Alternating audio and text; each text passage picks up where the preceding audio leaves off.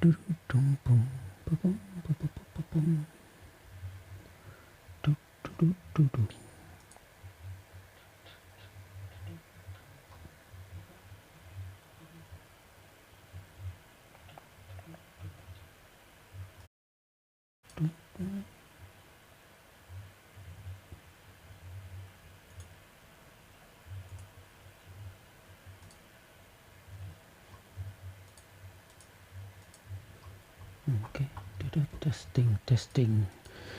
testing audio.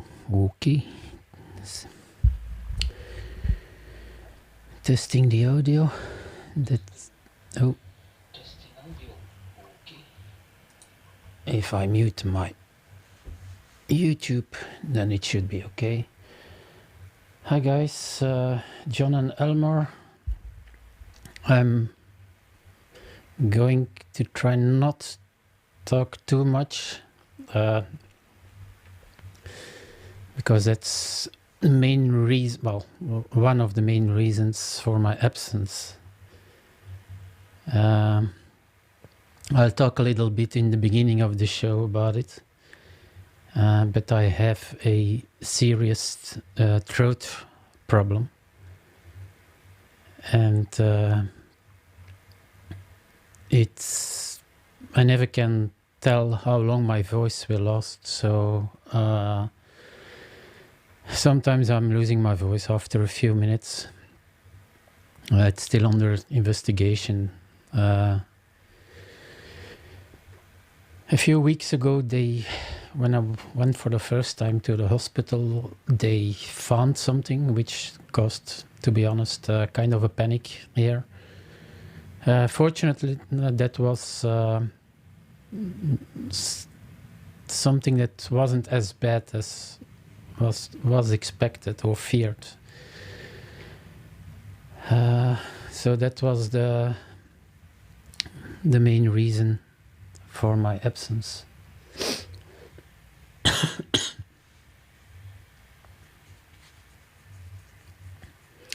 Is my audio coming good, guys, over there? Could you tell me if that's okay, the audio? I didn't want to use my headset, which when I'm using my other laptop is the best option. But I didn't want to put something on my head. Hey Jens, nice you're here. I have 3 topics. Well, it all depends of how long my voice is going to last, but as the title says, the first one is how to limit your vMix inputs. I talk a little bit, very briefly, about data sources, the 3 shortcuts. And then a third thing is, what if you want to show an overlay to the public but not live? These are the 3 points for today. So I do my introduction, and then we do the 3 topics. Depends, of course, how long I can speak today. And then we're going to talk briefly about the future of the School of Live Streaming, because there are going to be some changes. But let's keep something for the show. Hey Martin, nice to see all the guys over here. Yeah, as almost everyone is taking a month off for the holidays, I thought it was time again for me to try and do a show again. It's funny because I was almost as nervous as my first time. The first thing I checked was if my microphone was on. And I limited a lot of inputs. For the rest, it has been quite some busy months at work. After New Year, I'll probably show you some pictures. Our main conference room, well, the room where we used to do all the switching, and so the 19-inch rack is a total mess. It caused so many problems that I finally got some money to modernize everything. And so we're going to change our PTZ cameras. It was kind of a following system, which was never been used, a video system. So I'm going to replace it by a Panasonic PTZ camera, SDI, because all our previous cameras were HDMI, and I told them I want SDI, and with the option activated for NDI. So I have a few ideas what I want to do with the NDI. So that's going to be new. All our stuff to do the switching, we're going to replace it by 4K. So we future-proof. There are going to be two big 65-inch TVs at the back at the hall. It's going for confidence monitors. We're going to change our Sennheiser analog microphones by digital microphones. We're going to put a real mixing desk, because we didn't have a real mixing desk. So that's something we're going to... No, the Stream Scotland, the 4K, no, we didn't choose a 4K cam because we want to test what this is going to give. We have a bunch of other meeting rooms, and yeah, as probably almost everywhere, they cut finances, so I had to cut somewhere, and I just chose a good HDMI camera. So and then we're going to reprogram all our stuff. So the touchscreen's a brand new system. I think that's more or less for our big meeting room. And tomorrow I'm going to Barco, which is a world leader on big signage screens and beamers and 4K beamers. And we're going to look for a system to see if it's working for us. Everything that you can put on the network, you put on the network. And then you can create kind of a macros. For instance, if someone enters the room, put the lights on, put the TV or the beamer on, put everything on HDMI 1. If the person leaves the room, dim the lights and stuff like that. So that's something I'm going to see tomorrow. And hopefully, yeah, we can work something out. But I see it's 90 seconds till the start of the show, and I'll try to stay under the hour. I hope I can do it, but yeah. We'll see. I know that John is always eager for me to do a short show, but yeah. Okay, let me set the X keys sponsoring ready, and it's almost time to start our show. Dum, dum, dum, dum.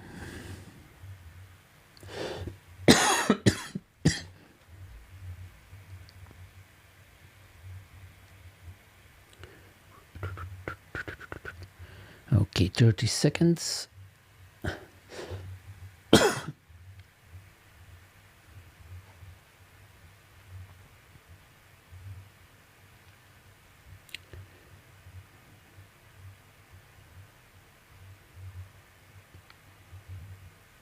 Ten, 9, 8, 7, 6, 5, 4, 3, 2, 1. Let's start the show.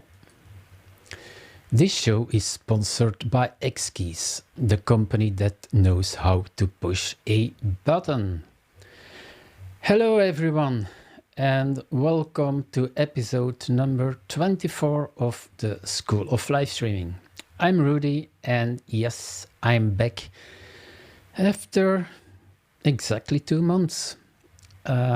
It wasn't planned to stay off the grid so long, but there are a few reasons, and I'll just go briefly into it. As often when something goes wrong, other things are going wrong also. So the first reason I planned to take a few weeks off was, to be honest, I didn't have any content to talk about. And I told it a few times already, I prefer not to talk about if I don't have anything that I don't do a show, talking about, like now, doing 10-15 minutes talking without saying anything. So that was the reason to let's say a few weeks to do not a show. But then there was some private stuff going on, which is still going on, which I don't go into it further. But the main reason for the long absence is my voice. Maybe you can hear it. My voice is not as usual. And a few shows back, I lost my voice, and I thought it was just a coincidence. But I keep having the problem also at work that around noon I suffer from throat problems. So I went to the hospital, and the first diagnosis wasn't too good, to be honest. They found something, and of course you immediately think the worst. So I had to wait almost 2 weeks for the results. Fortunately, it's not what I feared it was the problem. But I don't know the English word, but my voice strings, is that the correct word? They are series red, so there is something wrong. They didn't find what it is. It can be something at work, because some other people, we have carpets on the floor. Maybe that's causing the problem. So we have to see. Next week is my last week at work, and then I'm on holiday for 3 weeks. So we see if it's going to be better if I stay at home. Then we know that it's something at work. They just told me that I need to be very careful with my voice. So I'll try. I'm not going to do a weekly show anymore, but that's for something later. So if my voice goes away, I'll give you a sign. Maybe it's going to be in 10 or 15 minutes, and then we have to cut the show. But I'll try to do my best. So the main topic of today's show is limit your inputs. And it was brought to my attention by my fellow countryman, Itai de Vrij. Maybe the English are going to call him Itai de Vrij. And he's working for national broadcast television, and he's doing some crazy stuff. He's one of those guys who doesn't talk too much about what vMix can do or what vMix should be able to do. He just does it. And I think he's maybe the guy who knows most of vMix.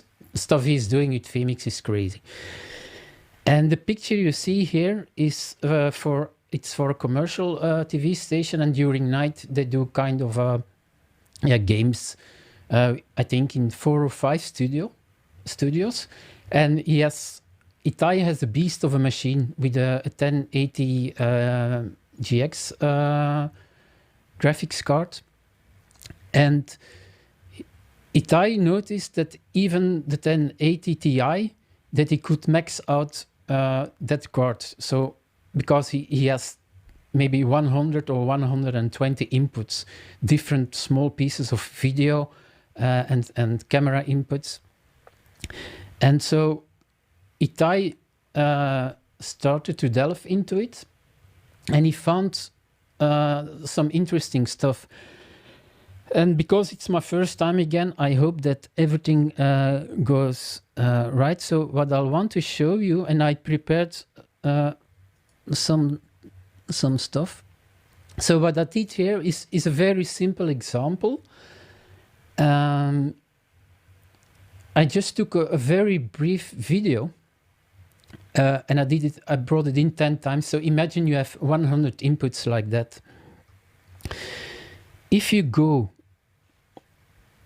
to the stats here, the performance stats, you see here in the Q column, the number 4, it depends of the resolution of your video input or other inputs. So these are frames, and they add up rather quickly.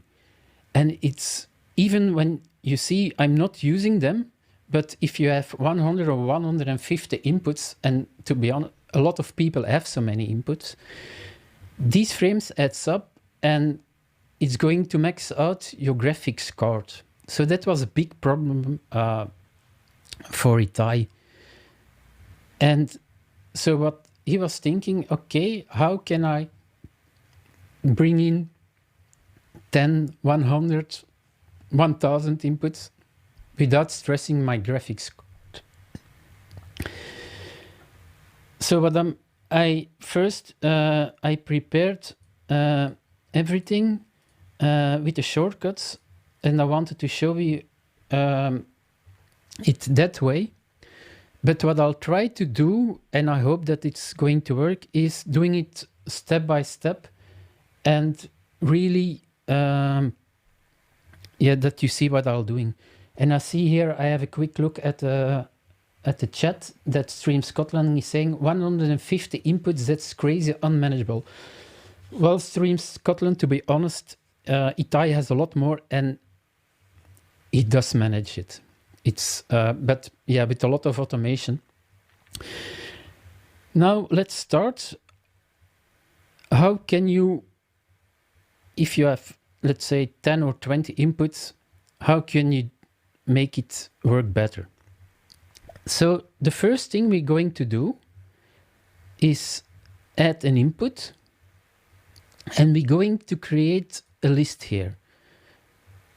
Yeah. Okay. So I've created now an empty list.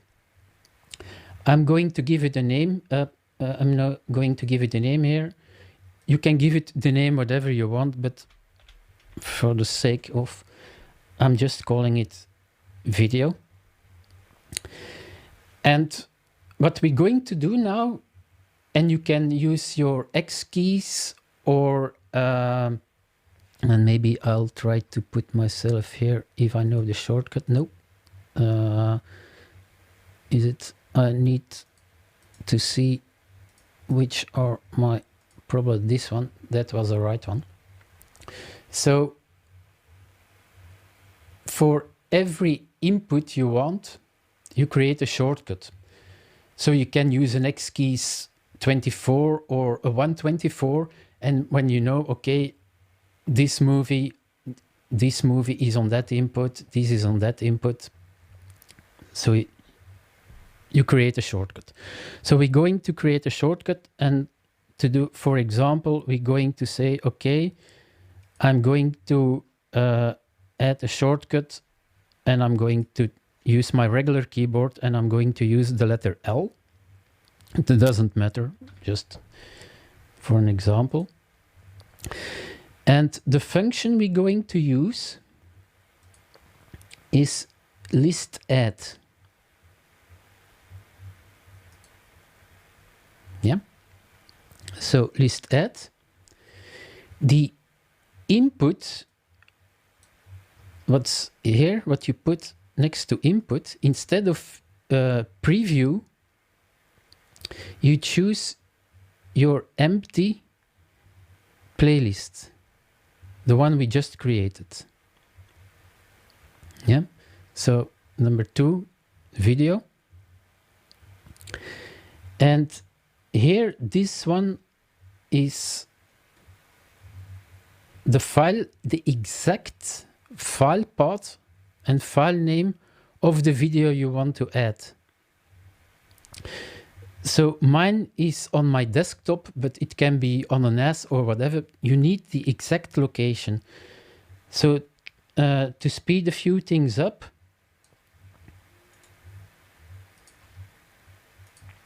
this is my file path.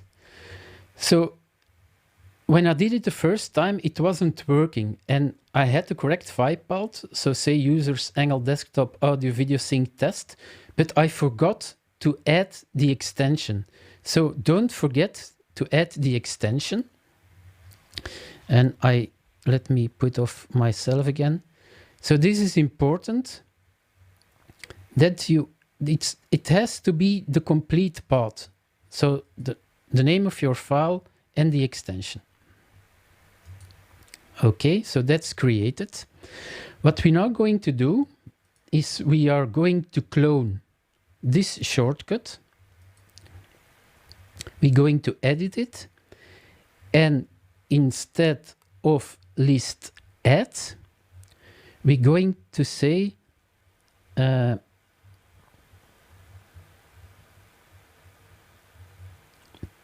play. Again, the input, because we duplicated it, has to be the empty playlist. And we're going to clone it again. And then we're going to say here, instead of play, cut direct.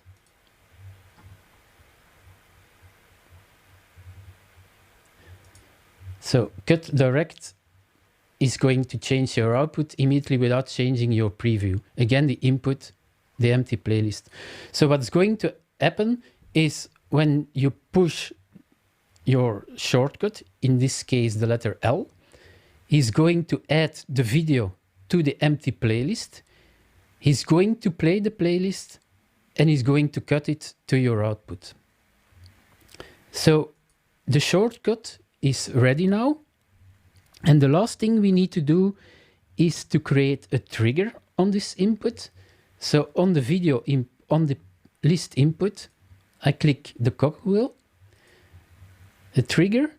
And for the trigger, we say on transition out.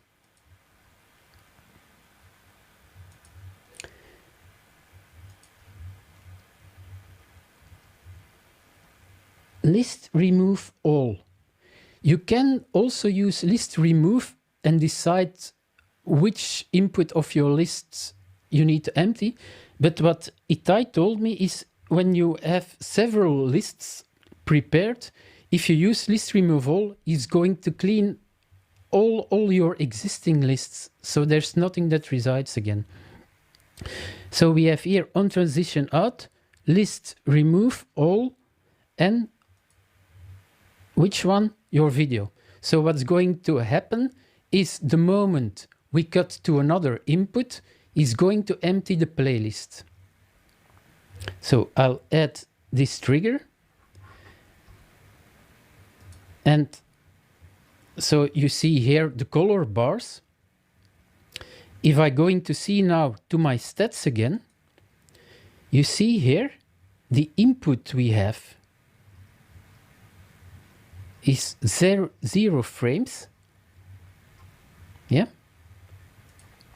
So what I'm going to do now is I push the letter L, my shortcut. So you see now here on my first input, my input here, my list is the video.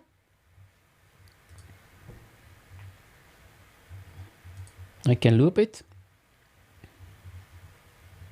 When we're going to see to the stats, we see here the video, just my 3 or 4 frames in the queue. And now, if we're going, so this is playing only for, okay, we're going to cut to another input. So that's the on transition out trigger. So I say quick, okay, I'm cut to another input. What you see here now is that my list is empty.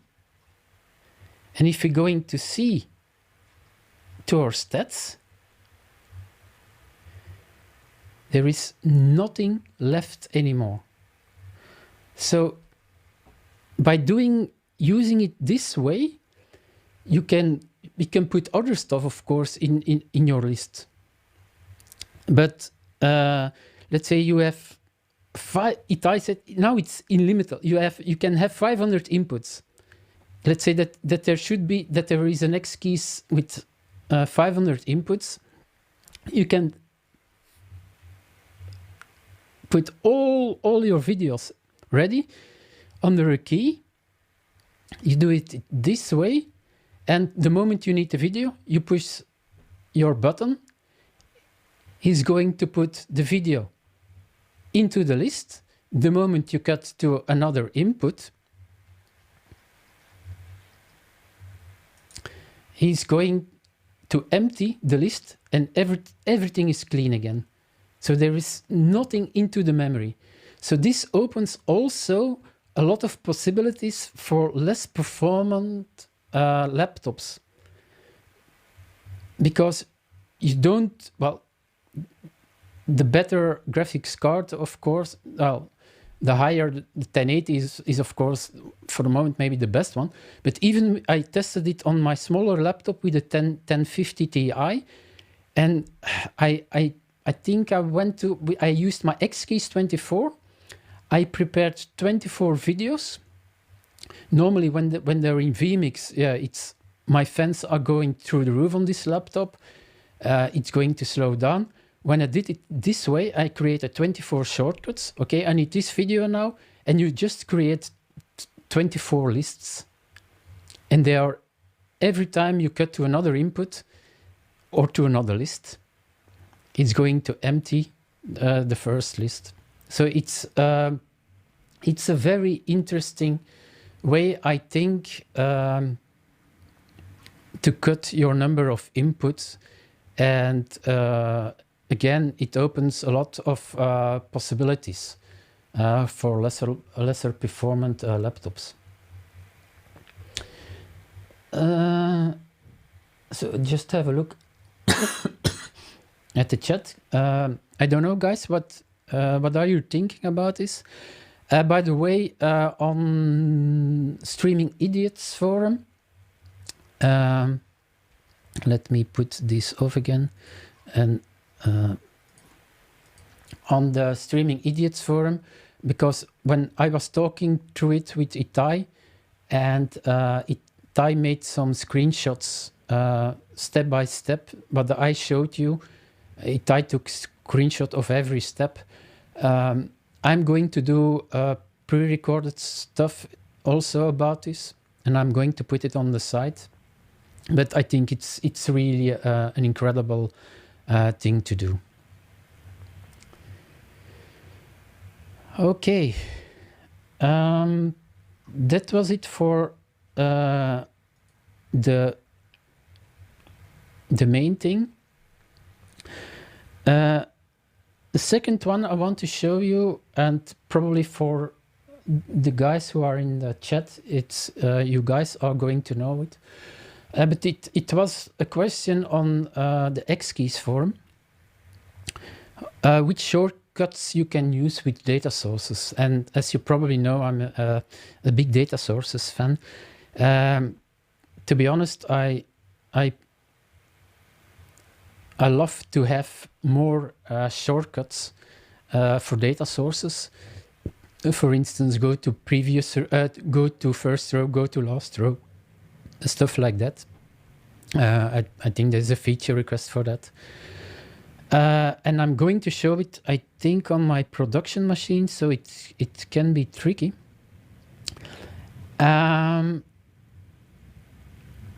What I did is, and let me put this,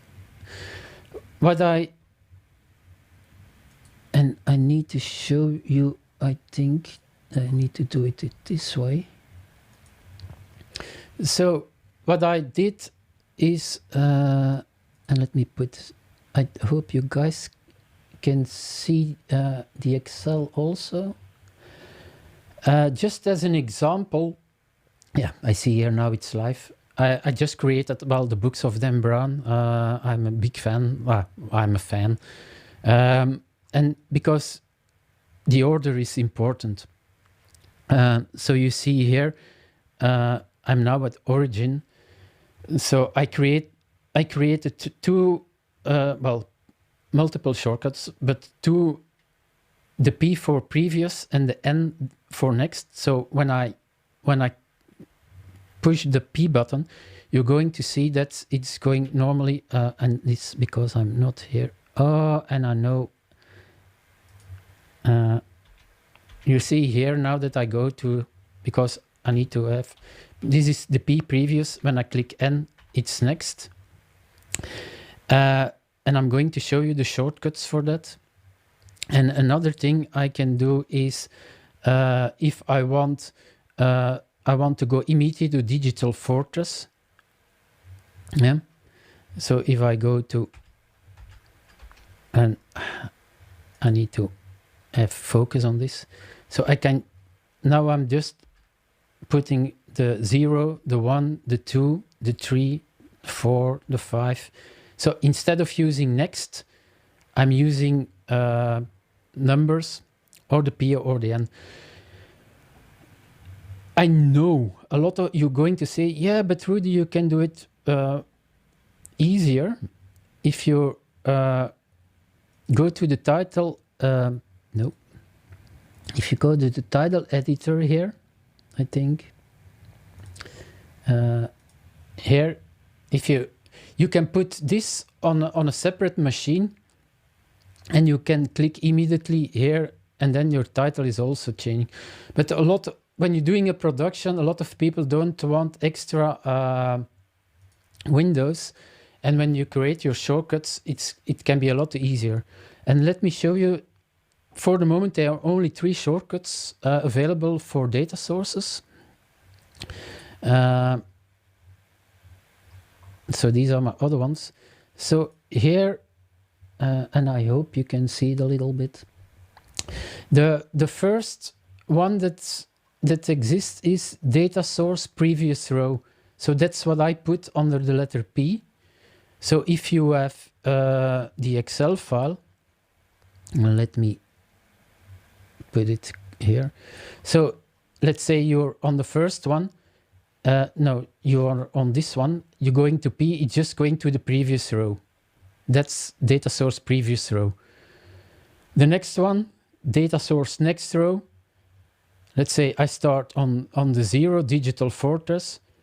When I push my shortcut, next row is going to Angels and Demons, then at Deception Point, and so on. So these 2 shortcuts you can use to go to the next row or the previous row. And then, a little bit the tricky one is the DataSourceSelectRow. So I'm going to edit this one, and I'm going to put my Excel again. If you, okay, maybe I'll first, sorry, the first one, DataSourcePreviousRow,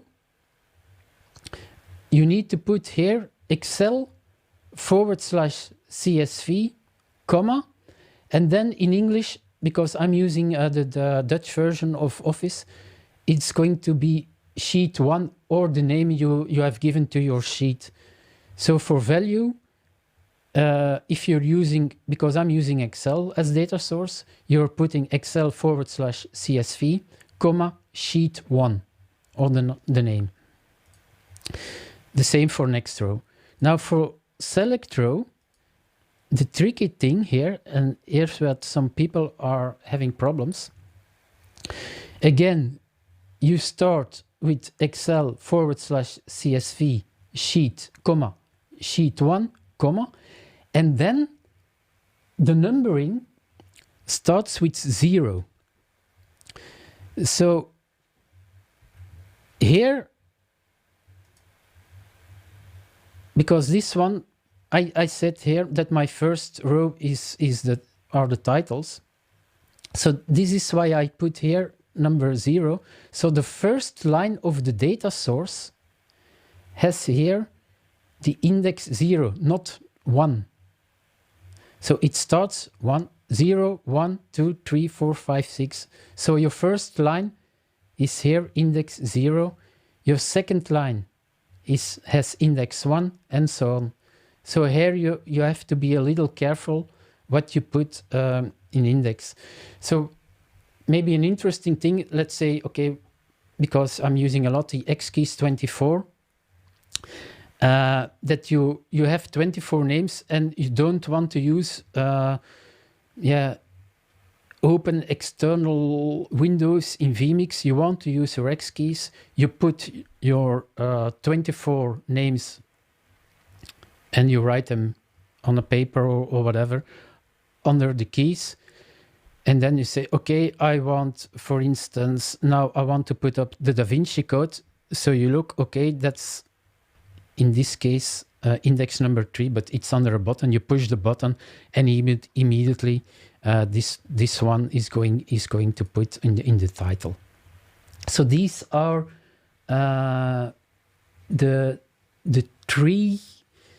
the only 3 shortcuts that exist at the moment. And I see here in the chat that Elmar is saying missing shortcuts activators has low or no priority for vMix. Yes, Elmar, I agree with you. I know people are asking a lot, but for me, certainly shortcuts, like the 2 obvious ones I'm thinking is first row and last row. So that you can go quickly to the beginning of your data source and the end of your data source. So that's it for the second part, the data sources. And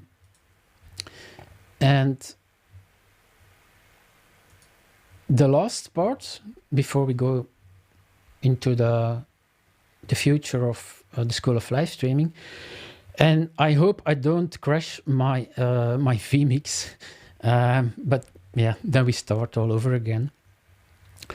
On one of the forums, and it has been answered already a few times, but I want to show it if it's possible live.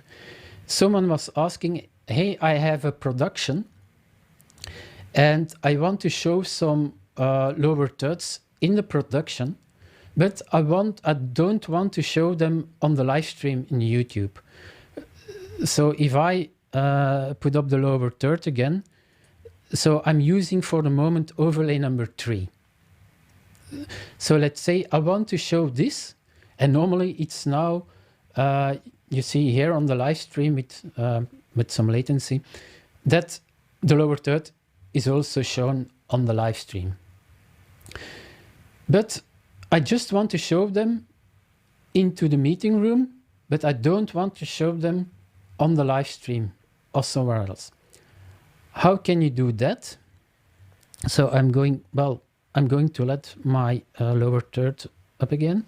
When you go to settings, and again, it may crash my vMix when doing it live. Here under outputs, and you go here to the first output, you see here that for the moment, everything, so all 4 overlays and the 2 stingers, they go to record, stream, and external output. I can change that. If I say here, I'm going to turn all off now, and it's going off the record also, all off, and I just say, okay, I want overlay 1 and 2. So this one is on number 3, my Dan Brown. Okay, I'm going to take off now my my lower third. So it's on overlay number it's 3, and I'm going to check because sometimes it doesn't take them. Yep, so only overlay number 1 and 2 are going to the record and stream. So what I'm now going to do is I'm going to put my overlay and I'm going to see it. And you guys are, if everything works, are not going to see it on the live stream. So my lower third is live, and I'll let it a little bit live. And I'm having a look here at the live, and it's not coming up again. So I'll show you my desktop. So you see here, it's up here on what I'm showing into the meeting room, for instance, but it's not on the live. So that's, I'm cutting again to my input that I'm showing to the meeting room. My lower third is on overlay number 3, but because I told in my settings here, my outputs, just to put overlay number 1 and 2 to record, stream, and external,